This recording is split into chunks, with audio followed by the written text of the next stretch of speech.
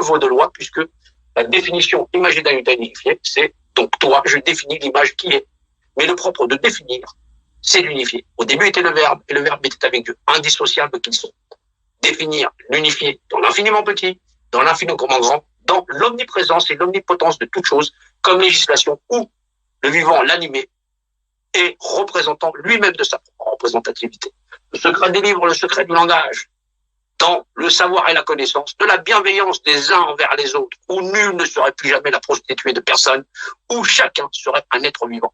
C'est un combat formidable que nous avons mené tous ensemble. Nous ne devons pas lâcher, nous ne devons pas relâcher nos qualités. Nous devons œuvrer de qualité, savoir peser nos mots, peser ce que nous sommes et ne jamais perdre là où nous allons. Oui, nous ne sommes pas encore suffisamment nombreux, des vaillants, des vivants, non pas pour réclamer une souveraineté personnelle, égoïste, unipersonnelle, mais bien celle de rendre sa place à toute l'humanité, où 144 000 seraient capables de faire la différence dans l'honneur et la justice que nous sommes. Nous existons, nous n'existons que pour cela, la vérité. Nous sommes des chevaliers de vérité, nous sommes des êtres vivants, vivant dans une réalité cette réalité est la force de vérité, l'univers qui fait loi dans la justice et l'ordonnée. Des héritiers de maisons séculaires et peut-être des peuples anciens dans l'art d'avoir dans le cœur cette justice infalsifiable d'être fondamentalement des êtres humains.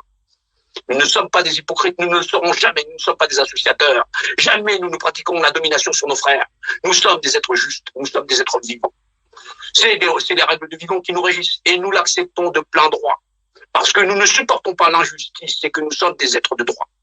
C'est ce que nous sommes et ce que nous sommes seulement, jusqu'à notre dernier souffle. Et c'est ce que nous léguons. Nous sommes des gardiens de cette grande maison du vivant pour léguer aux futures générations un monde digne où nous serions nettoyés de nous-mêmes et de nos impuretés dans l'art de dire je suis moi. Nous sommes un seul, nous sommes une unité. Nous sommes un groupe, nous sommes effectivement tradition, valeur, nation. Nous sommes les peuples du monde tout entier, ceux à vouloir rétablir l'honneur, la justice, la vérité comme valeur de loi. Bien sûr que nous ne mangeons pas dans la corruption, celle de nous asseoir sur nos frères, parce que ce n'est pas notre maison. Nous ne pouvons nous asseoir à la table de Dieu et celle de Mammon, parce que fondamentalement, elles sont différentes. Fondamentalement, nous ne pouvons accepter ce monde de mort qui règne, comme si les charognards étaient là, attablés, et que fondamentalement, des tripes ouvertes, ils sont rassasiés. Nous sommes, oui, ce que nous sommes, des vivants, des enfants de cette terre, qui protégeons cette terre pour les futures générations. Nous sommes des gardiens incarnés à bien veiller la bienveillance, à la remettre à sa place. Et jamais nous ne faiblissons, jamais nous ne faillissons, parce que nous savons que lorsque nous sommes levés, c'est ce niveau-là qui nous est réclamé. Nous devons être à la hauteur de la tâche, quitte à tomber, à succomber. Bien sûr, parce que c'est là l'ouvrage.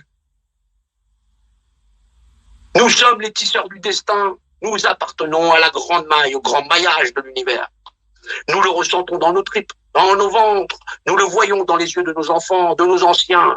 Ceux qui ont partagé, même dans l'ignorance, la souffrance et la douleur, à toujours tenir droit, à accomplir leurs tâches, même dans les douleurs les plus abominables, dans des corps déformés à force de charge.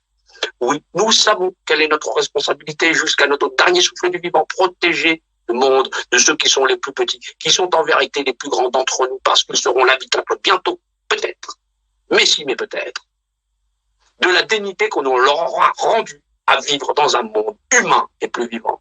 Ce n'est pas par la force et la violence que nous devons l'imposer, puisque cela est prévu par le système. Nous devons reconnaître la vérité, en vérité, que Dieu est force de loi dans la représentativité. Nous n'avons pas les mêmes combats que beaucoup qui se combattent dans le système, parce que c'est leur esprit qui est prisonnier. Nous voyons en globalité ce qu'est la réalité du monde, à vouloir installer des dogmes qui ne sont pas la vérité de Dieu, dans l'art, effectivement, de dire que lui seul est vérité, il ne possède pas d'associé. Il faut lui rendre hommage, c'est normal, puisque sans son savoir et sans cette connaissance, nous ignorions profondément ce que nous sommes. Nous sommes en vérité, je suis la vérité, vous l'êtes aussi mes frères, mes sœurs, tous là où nous devons aller. Donc ça n'est pas compliqué, chacun est maître de lui-même dans l'art de dire la loi est maître de moi-même, et c'est là que je suis dans le monde du vivant, où je ne juge personne, à exercer sur lui-même sa représentativité. Il est lui-même force de loi. Il n'a pas décidé de me nuire. Et donc, c'est pour ça que nous nous tendons la main. Nous nous reconnaissons au premier abord parce que c'est par nos actions, nos actes que nous montrons notre vertu. Notre vertuosité, toujours dans l'échange convivial, à ne point nous lever ou à ne point nous chercher querelle. C'est normal. C'est ce que nous sommes. Nous le sommes par nature. Pourquoi nous voudrions-nous du mal? C'est donc une autre qualité d'individu qui est demandée d'être relevée. Bien sûr que nous ne cherchons pas les richesses de cette terre puisqu'elles sont données. C'est donc les remettre à la place pour les futures générations. C'est ça, pour cela seulement, qu'écrase le système. Où sont les êtres de bonne qualité, de bonne foi, ceux qui vivent sous la vérité, non pas des illuminés d'alliance, j'en sais rien, ou tralali tralala, ou des bandeurs de pipeaux, j'en sais rien de quoi que ce soit. Ceux qui cherchent à sauver leur peau dans un système qui est déjà corrompu, sans analyse aucune de l'environnement, qui fait que nous vivons leur fléau. Bien sûr, nous sommes le fléau à vouloir persister ou composer avec des êtres corrompus. Bien sûr, ils ne se lèveront pas. C'est pour ça que c'est une poignée seulement, mais dont la vertu première est de remettre Dieu comme valeur de loi, non pas un Dieu de dogme, non pas un Dieu de rituel, mais bien un Dieu de vérité qui régisse l'ensemble de la bonne foi humaine et qui fait qu'il est la valeur de loi. Il n'a nullement besoin d'associer. Il n'a nullement besoin de nous pour exister.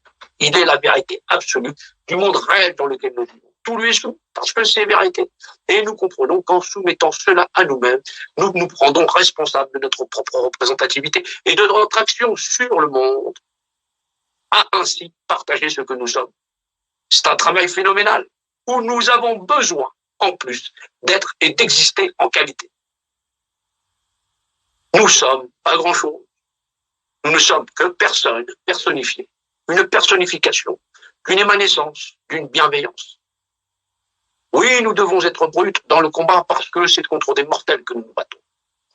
Ils sont l'ignorance, l'incarnation profonde de la subsistance d'une essence à persister, à vouloir s'installer dans un monde déshumanisé.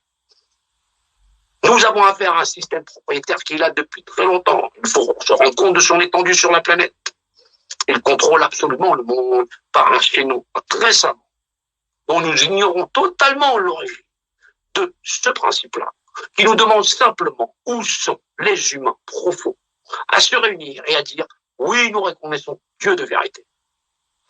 Donc, j'existe par la notion de représentativité. La représentativité par force de Dieu vaut de loi. Nous ne sommes point des nuisibles les uns pour les autres. C'est normal.